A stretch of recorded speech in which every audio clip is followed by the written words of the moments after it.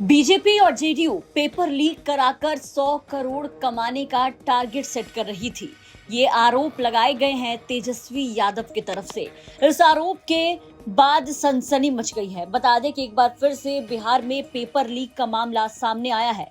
इस paper leak ने सभी को एक बार फिर से हिला कर रख दिया है। इस बार पेपर लीक का मामला सामने आया है एसएचओ के एग्जाम से। बता दें कि आरोप है कि बीजेपी जेडीयू गठबंधन सरकार के संरक्षण में पेपर लीक माफिया सक्रिय हैं, जो कि हर बड़ी परीक्षा में गड़बड़ी कर राज्य की शिक्षा व्यवस्था को कमजोर कर रहे हैं। साथ ही साथ आरोप ये भी लगाया गया है इस बार की बीजेपी और जेडीयू 100 करोड़ का टारगेट सेट कर इस पेपर लीक से कमाने में लगी थी। ये तमाम आरोप लगाए गए हैं नेता प्रतिपक्ष और बिहार के पूर्व उप मुख्यमंत्री तेजस्वी यादव की तरफ से। तेजस्वी यादव ने एक ट्वीट किया है और इस पूरे मामले को लेकर के सवाल उठाया है। सवाल उठाते हुए लिखते हैं, 2000 पदों की बहाली परीक्षा में पेपर लीक कराकर मुख्यमंत्री श्री नीतीश कुमार और बीजेपी को 100 करोड़ रुपए कमाने थे, लेकिन एक ऑडियो वायरल हुआ, खबर छपी, मजबूरन पेपर रद्द करना पड़ा। अब बीजेपी जेडीयू सरकार कह रही है कि हमारे पेट पर लात मार दी गई। परीक्षा माफिया से लिए 100 करोड़ रुपए अब आगे की परीक्षाओं में पेपर लीक कराकर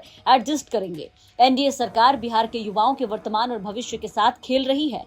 मुख्यमंत्री पेपर लीक पर कभी कुछ बोलेंगे नहीं, #Bihar. Social media handle x पर यह पोस्ट किया गया है तेजस्वी यादव की तरफ से, जहां उन्होंने पेपर लीक के मामले को लेकर के सीधे एनडीए की सरकार को घेरा है, बीजेपी और जेडीयू पर सवाल खड़े किए हैं। आपको बता दें कि राज्य स्वास्थ्य समिति बिहार की विज्ञापन संख्या 7/2024 के तहत सामुदायिक स्वास्थ्य पदाधिकारी यानी कि सीएचओ के संविदागत पदों पर चयन नियोजित के लिए आयोजित ऑनलाइन कंप्यूटर बेस्ड परीक्षा रखी गई थी, जो परीक्षा होने से पहले ही उसका पेपर लीक हो गया।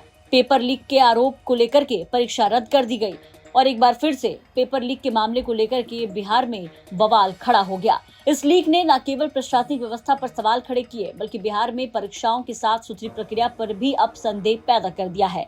बिहार में माफिया ने एक और बड़ा परीक्षा में पेपर लीक किया है। पेपर लीक फर्जीवाड़ा सामने आया है। बता दें कि पटना के रामकृष्ण नगर थाना इलाके के जकरियापुर में ऑनलाइन क्वेश्चन पेपर आउट होने के बाद पूरी परीक्षा को रद्द कर दिया गया। पटना पुलिस को एक इनपुट मिला। पटना के जकरियापुर के निताई इंफोटिक परीक्षा सेंटर ऑनलाइन में फर्जीवाड़ा चल रहा है। पटना के एसपी ने एक विशेष टीम का गठन किया और टीम जब गठन की गई तो पूरे मामले में खुलासा हुआ। इसके बाद पूरे मामले की जानकारी आर्थिक अपराध इकाई को दी गई। इसके बाद आर्थिक इकाई पूरे मामले में कूद गई।